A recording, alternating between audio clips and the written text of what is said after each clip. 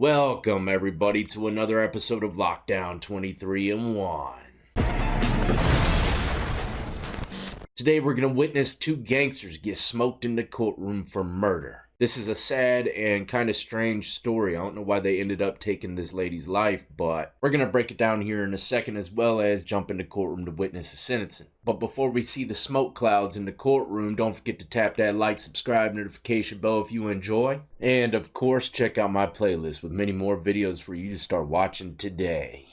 Egypt Covington, 27, was found dead on June 23, 2017, and yeah, it took about 6 years for them to be sentenced for this. Long time, huh? But that's typically what happens with murder cases. I've seen plenty of people sitting in the jail fighting their case for years. Any other crime, though, they're sent right up the river nice and fast. But when they found Miss Covington, her hands had been bound with string lights and she had been shot in the head. This week, a man pleaded guilty to second-degree murder and faces up to life in prison in connection with Covington's death. 2 other men from Toledo, Ohio are also facing charges and is expected to be in court this year. And that's who we're going to witness get sentenced today, 2 people. Covington was found dead at 7:15 p.m. on June 23, 2017, in her home at the 4500 block of Hull Road in Belleville. Her hands had been bound with holiday string lights and she had been shot in her head. Covington was described by family and friends as a very talented woman who could sing, play guitar, and had a captivating personality. She worked as a bartender at Fraser's Pub in Ann Arbor and was an account manager. Buren Township police said the crime did not appear to be random, and they believe she was killed by somebody she knew. But evidence presented in a 2021 trial disproved that theory. For years, her family worked to keep the attention on the case. In 2020, her family called on Michigan State Police to take the investigation over from Van Buren Police Department.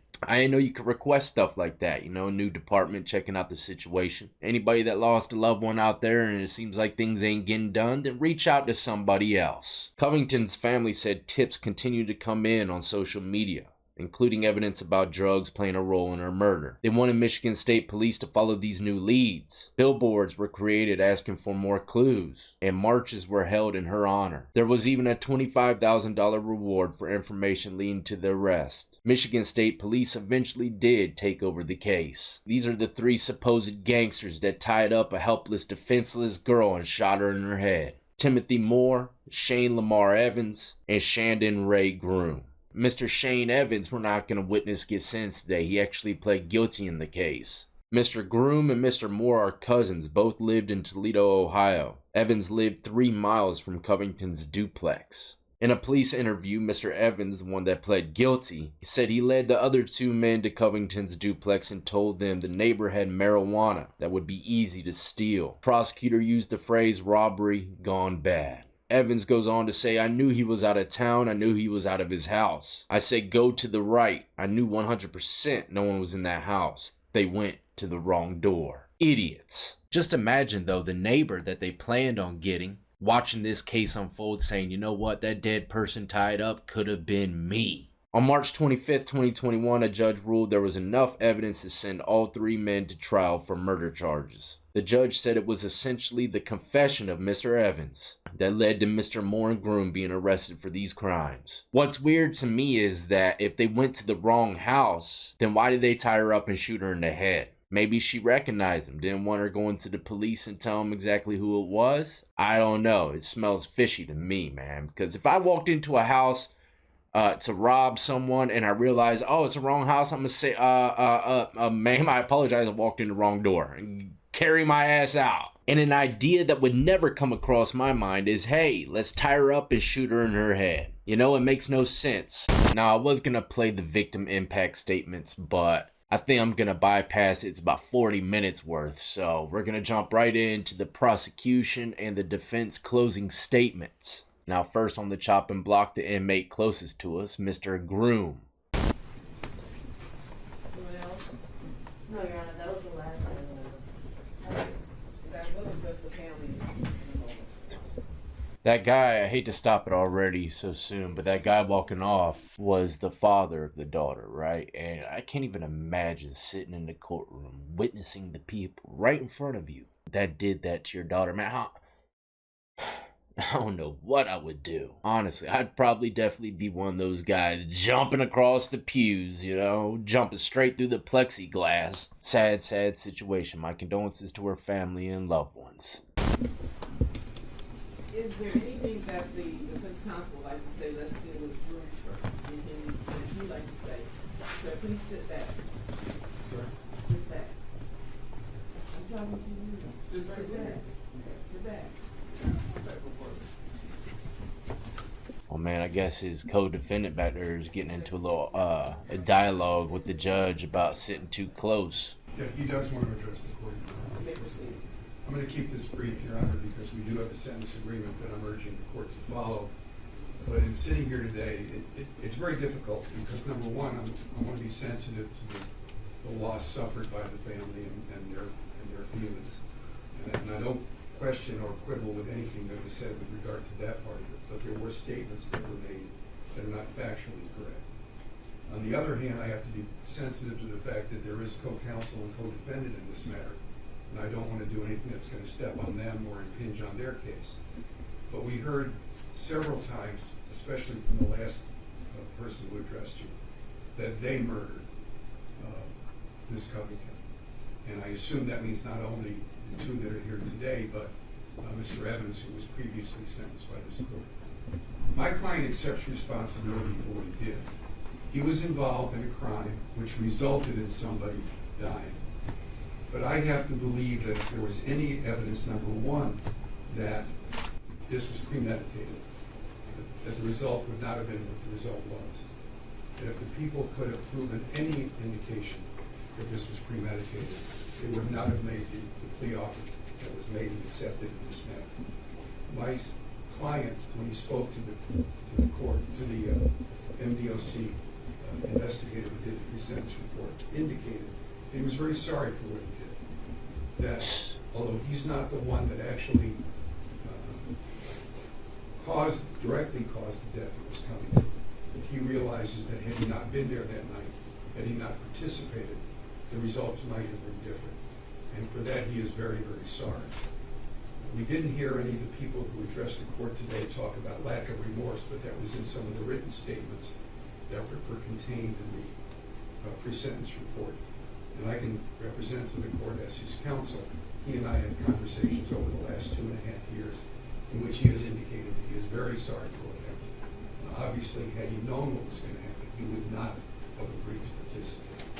So in other words, he's saying that he didn't literally shoot the girl. This guy did.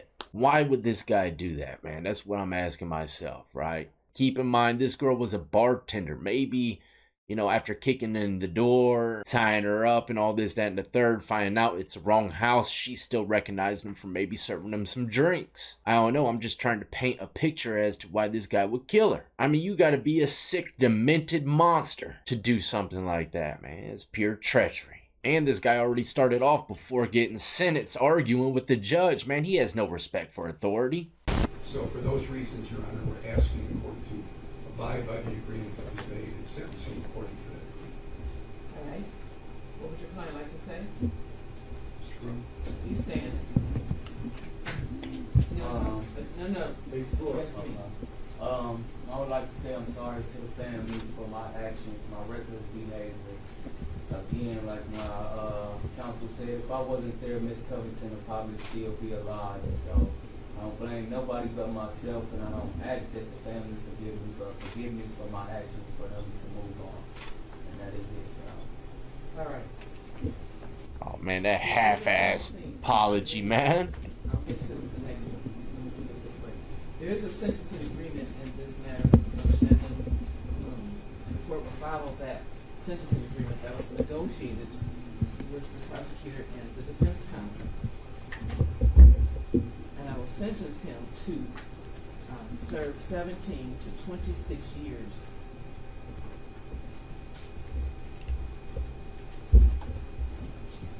For the Michigan Department of Corrections.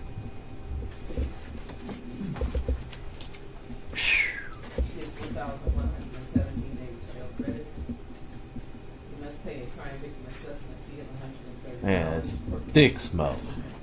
But not thick enough. He should have got the death penalty. So noted. I believe the prosecution Honor, the people would move to dismiss the remaining counts contained in the information as to Mr. Groom. I'm sorry. The court will dismiss counts 2 through 4, 5, and 6. Thank you. I'm sorry. That's all. Yes. All right.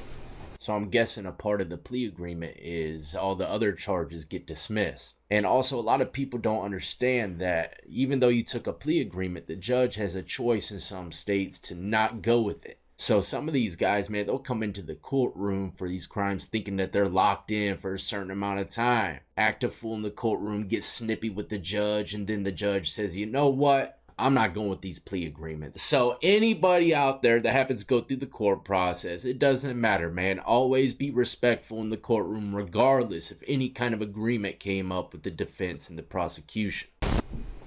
But if I were to guess, man, this guy, the way that his attorney opened up and stuff, this guy's probably gonna be appealing the situation. I don't know. Mr. Moore would like to say. Yes, sir.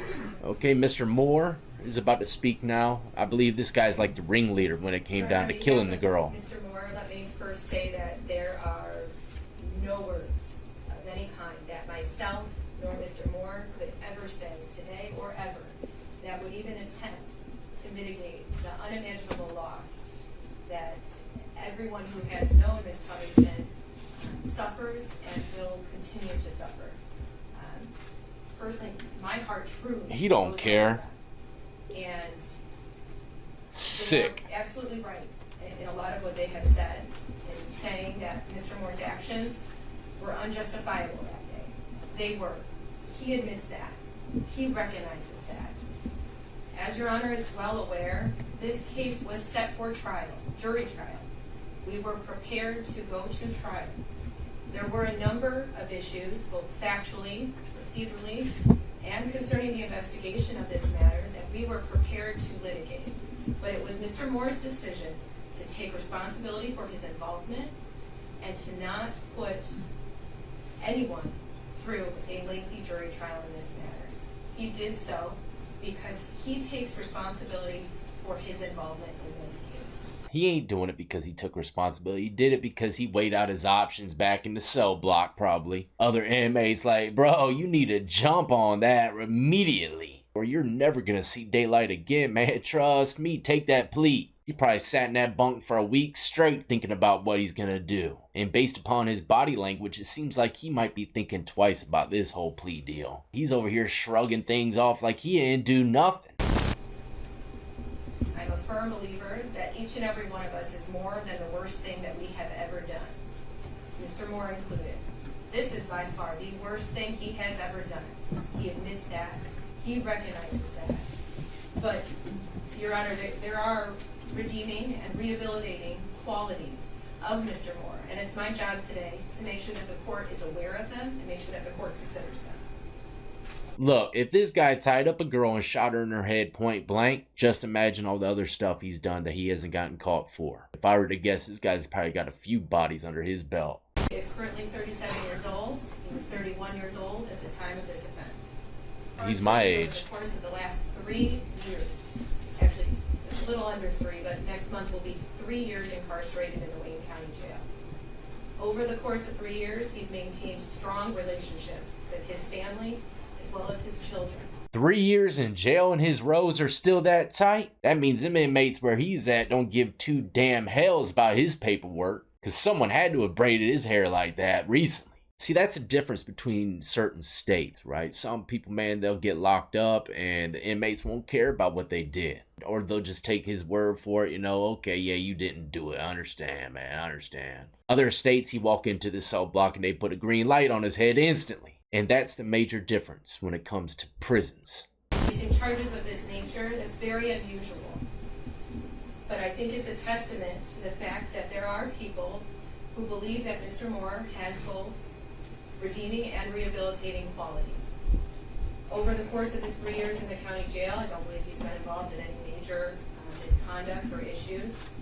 He was gainfully employed prior to his incarceration. He does have his GED, and he was financially supporting both himself and his family prior to this incident and his incarceration. But I think the most important thing today, Judge, is that Mr. Moore takes full responsibility. He is remorseful. We've had many conversations over my almost 3 years of representing him and knowing him through this case.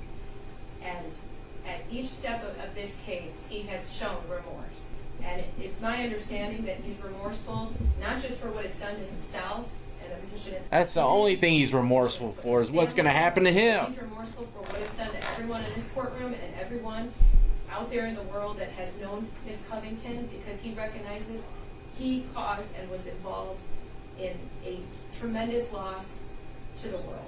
And Listen, okay? Anybody that's morally sound isn't going to give two flying what they are going to do with your testimony in the courtroom. You're going to get on that stand and prove to them that you are truly remorseful, right? I don't care what my attorney would advise me to do. I'm taking the stand and I'm going to apologize from the bottom of my heart. That's what normal people that are remorseful do. deeply regrettable, sorry, remorseful, and he takes full responsibility. My client would also like to address the court. All right, please stand. Okay, at least he's going to stand up and say something. Let's see what he has to say. I can hear him from there. I can hear him from there. Damn, she don't even want to move him to the mic. I apologize. I'm sorry. There's nothing I can honestly say to fix the marriage.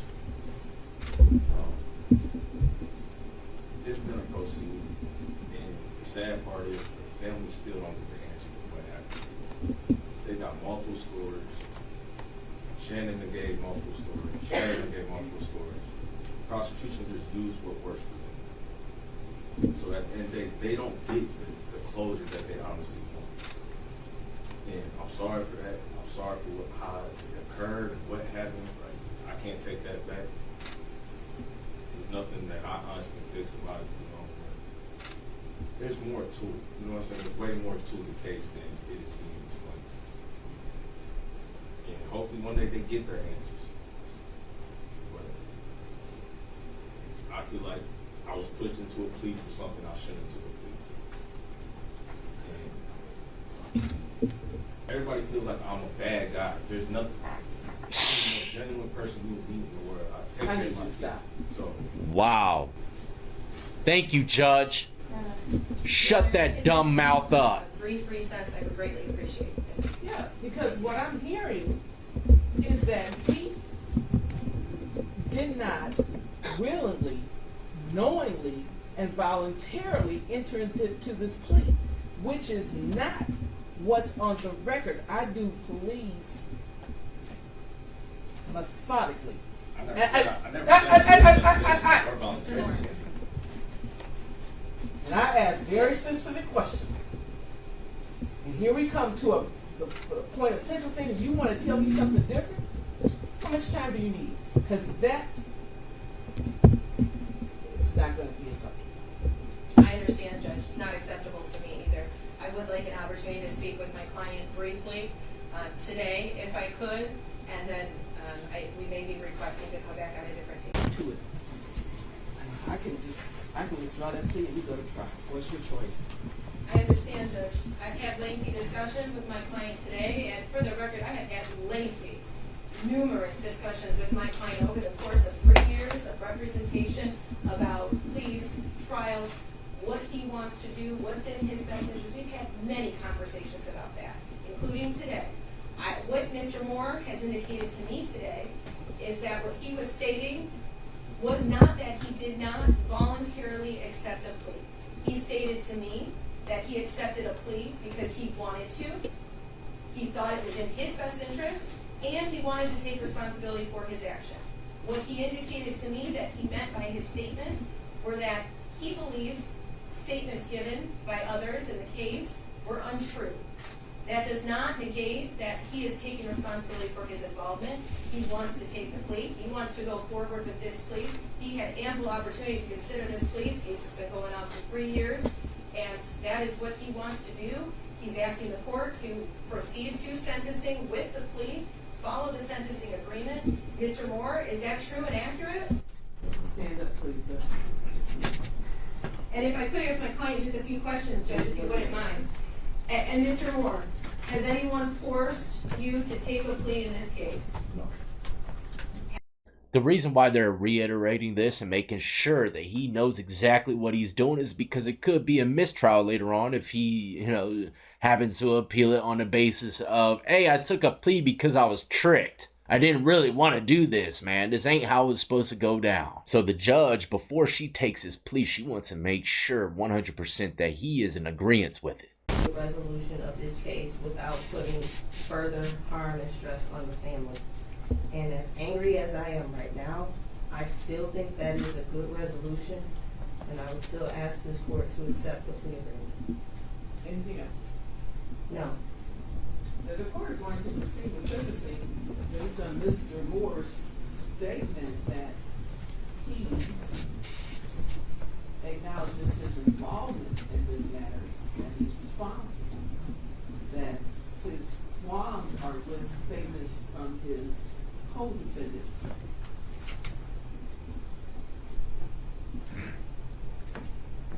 But he has been made aware clearly that if you want to withdraw this plea and go to trial, you can do that. This court is not forcing you, the prosecutor is not forcing you, nor is your defense lawyer forcing you. Is that what you understand, Mr. Moore? Yes, Your Honor. And Judge, if I might say something to that effect, Mr. Moore and I did discuss that if he wanted to withdraw his plea, we could certainly go that route. Happy to do so, happy to proceed to trial. Mr. Moore and I have had countless meetings, discussions about this plea. He has assured me up and down that Just smoke him and his beard. there is a settlement offer in this matter, and I will follow it.